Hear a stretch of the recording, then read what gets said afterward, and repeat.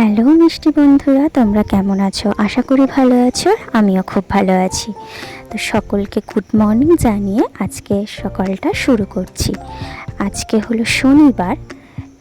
তো তোমাদের সাথে যখন ভিডিওটা শেয়ার করব তখন অলরেডি গুড আফটারনুন হয়ে যাবে।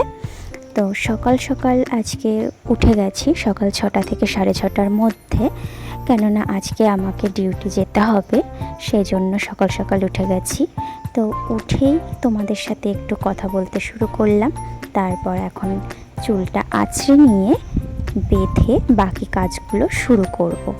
কেননা যা গরম পড়েছে তাতে চুল ছেড়ে তো কাজ করার কোনো কথাই নেই, বরঞ্চ আরও যত উঁচু করে খোপা করে বেঁধে রাখা যায়।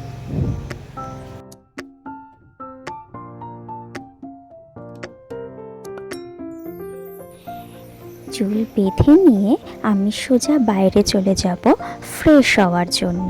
ফ্রেশ হয়ে তারপর বাকি কাজে হাত দেব। ফ্রেশ হয়ে গেছি। ফ্রেশ হয়ে যাওয়ার পর এখন একটু আমার গাছগুলো একটু দেখাশোনা করছি। দেখো আমার গোলাপ গাছে কত কুড়ি এসছে। আমার গোলাপ গাছ বললে ভুল হবে, এটা হলো ননদের হাতের গোলাপ গাছ। আমার ননদ গাছটা লাগিয়ে রেখে গেছে, তো সেটাই দেখভাল করি। তারপরে এখানে কিছু সন্ধ্যা মালতী, নয়নতারা, ধতুরা, এইসব অনেক ফুল গাছ আছে। গোলাপ গাছের পাশে আরও একটা গাছ তোমাদেরকে দেখালাম। সেই গাছটার নাম অ্যাকচুয়ালি আমি জানি না, কিন্তু ফুলগুলো পুরো দেখতে জবা ফুলের মতো, আর কালারটা এত মিষ্টি। যখন ফুল হবে তখন তোমাদের সাথে শেয়ার করব।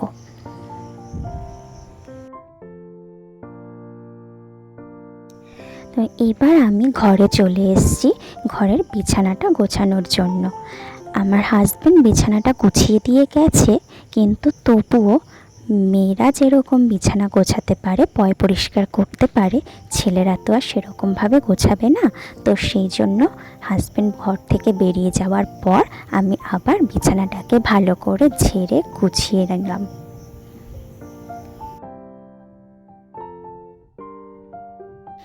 এরপরে আমি আমার শ্বশুর মশাইয়ের বিছানার চাদরটা ঠিকঠাক করে নেব, ঝেড়ে পরিষ্কার করে নেব।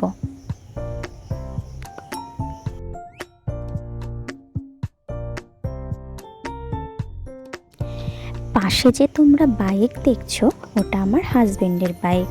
অ্যাকচুয়ালি বাইকটা সেরকম ব্যবহার করা হয় না, তো সেই জন্য ঘরেই তোলা থাকে। মানে বলতে গেলে 9 মাসে 6 মাসে একবার যেরকম বের করা হয়, কেউ কোথাও ঘুরতে যায়, তো আমার হাজবেন্ডের বাইকও ঠিক সেই রকমই 9 মাসে 6 মাসে একবার বাইরে বেরোয়, খুব প্রয়োজন হলে তারপরে ঘুরতে যাওয়া হয়।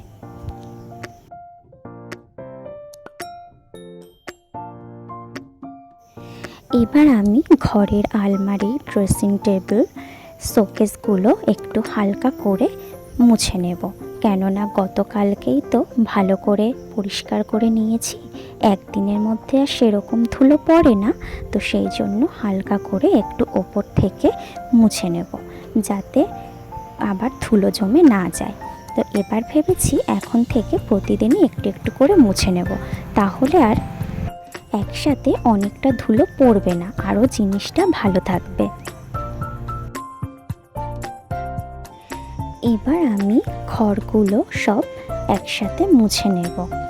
সকালে ঝাড় দেওয়া হয়ে গেছে, তারপরে একটু হালকা করে ডাস্টিং করে নিলাম জিনিসগুলো, তারপর এখন মুছে নিচ্ছি। জানো বন্ধুরা, আমাদের বাড়িতে না অনেক বিড়াল থাকে, তার মধ্যে হলো এই একজন। আর এই বিল্লিটা আমাদের বাড়িতেই এখন থাকে, অন্যান্য সময় সেরকম একটা থাকে না। আর এখন থাকার কারণ হলো ও একটা ফুটফুটে বেবির জন্ম দিয়েছে, একটাই বেবির জন্ম দিয়েছে। আর বেবিটা এত কিউট হয়েছে দেখতে, পুরো সাদা, খুব ভালো লাগে দেখতে। আরও আর একটা জিনিস হলো, ও যতগুলো বাচ্চা দেবে, বড় হলে ঠিক আমাদের বাড়িতে এনে ও বাচ্চাগুলোকে রেখে যায়। জানে যে আমরা বিড়াল কতটা পছন্দ করি। মানে আমার হাজবেন্ড, আমার শ্বশুর, আমার ননদ সবাই খুব ভালোবাসে। তো সেই জন্য হয়তো ওরা বুঝতে পারে যে হ্যাঁ এদের বাড়িতে থাকলে খাওয়া দাওয়া পাবে, কোনো অসুবিধা হবে না। তবে হ্যাঁ, আমরা বিল্লি ভালোবাসি, তবে একটাই কন্ডিশন, ঘরের ভেতরে ঢোকানো যাবে না। বাইরে থেকে খুব আদর করব, কোলে নেব, খেতে দেব, সব কিছু ঠিক আছে, কিন্তু ঘরে ঢোকানো যাবে না। আর এখন তাই এই মা বিল্লিটাকে আমরা খেতে দিই। বাচ্চা বিল্লিটারও তোমাদের সাথে শেয়ার করব, একটু বড় হোক, এখন তো অনেকটাই ছোট, সেই জন্য এখন তোমাদেরকে দেখাচ্ছি না, আস্তে আস্তে তাকেও তোমাদেরকে দেখাবো।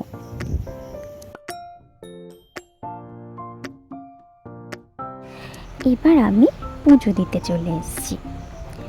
প্রথমে ঠাকুরের সামনেটা ভালো করে পরিষ্কার করে নেব। পরিষ্কার করে নেওয়ার পর ঠাকুরকে ফুল দিয়ে সিংহাসনটা ভালো করে সাজিয়ে নেব সুন্দর করে। তারপর ঠাকুরকে ভোগ দেব, ভোগ দিয়ে আরতি করব, তারপরে আমার পুজো শেষ হবে।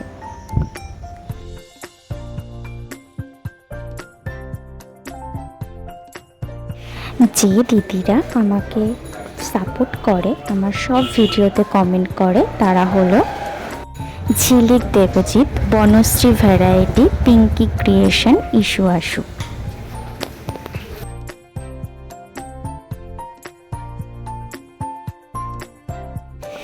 ঝিলিক দেবজিৎ দিভাই লিখেছে যে খুব সুন্দর সোনাদি, আমার খুব ভালো লাগলো, তুমি ভিডিওতে আমার নাম নিয়েছো, আমি বাড়ি ছিলাম না জন্য একটু দেরি হলো ভিডিও দেখতে। কোনো অসুবিধা নেই দিদিভাই, আমি জানি তুমি বাইরে ডাক্তার দেখাতে যাচ্ছ, কাজ থাকছে, কোনো অসুবিধা নেই, যখন পারবে তখনই দেখবে। যারা এখন আমার ভিডিও দেখছো তারা প্লিজ একটা করে লাইক আর কমেন্ট করে দিও, আর নতুন বন্ধুরা সাবস্ক্রাইব করে নিও।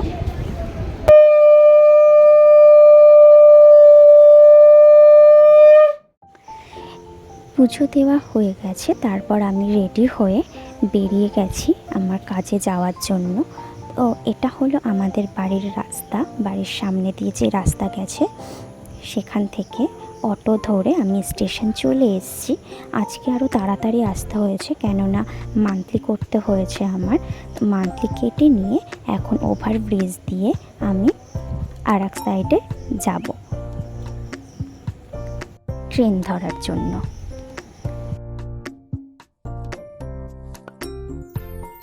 ট্রেন চলে এসছে, উঠে গিয়ে এখন আমি চাঁদপাড়া স্টেশনে নেমে যাব।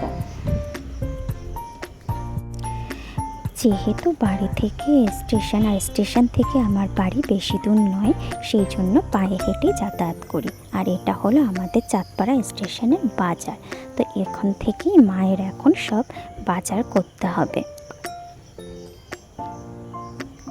আগে আমরা যেখানে ভাড়া বাড়িতে থাকতাম সেখানকার বাজার ছিল অন্য, আর এখনকার বাড়ির বাজার হয়েছে এই স্টেশন বাজার, সেই জন্য একটু অসুবিধা হয়েই যাবে মায়ের, কিন্তু তবুও কিছু করার নেই, যেটা কাছাকাছি সেটাতেই যেতে হবে।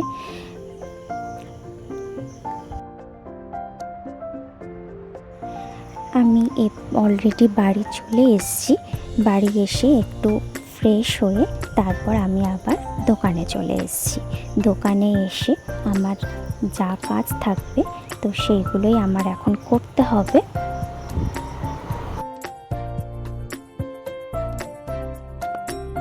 দোকানে আসার পর আমার যেরকম কাজ থাকে, কিছু ফোন কল করা, কিছু চশমা ঠিকঠাক করে রাখা জায়গায়, কিছু হিসেব নিকেশ করা, কিছু চশমা পরিষ্কার করা, টুকিটাকি যেসব কাজগুলো থাকে প্রতিদিনে, তো সেই কাজগুলোই দোকানে আসার পর আমার কমপ্লিট করতে হয়।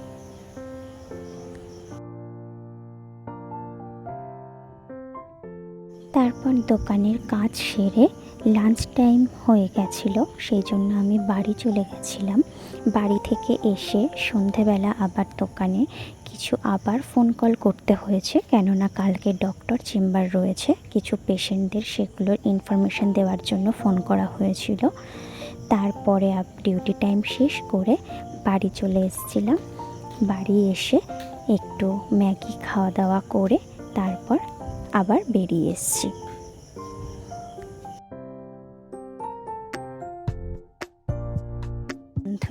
বন্ধুরা, তোমরাই বলো তো, এই রেল লাইনের ওপর দিয়ে হাঁটতে কার কার ভালো লাগে? আমার তো বেশ ভালো লাগে, কিন্তু একা একা না সাহস পাই না, সঙ্গে কেউ থাকলে ভালো লাগে। তো এখন এই স্টেশন চলে এসেছি, দেখা হবে নতুন ভিডিওতে, টাটা।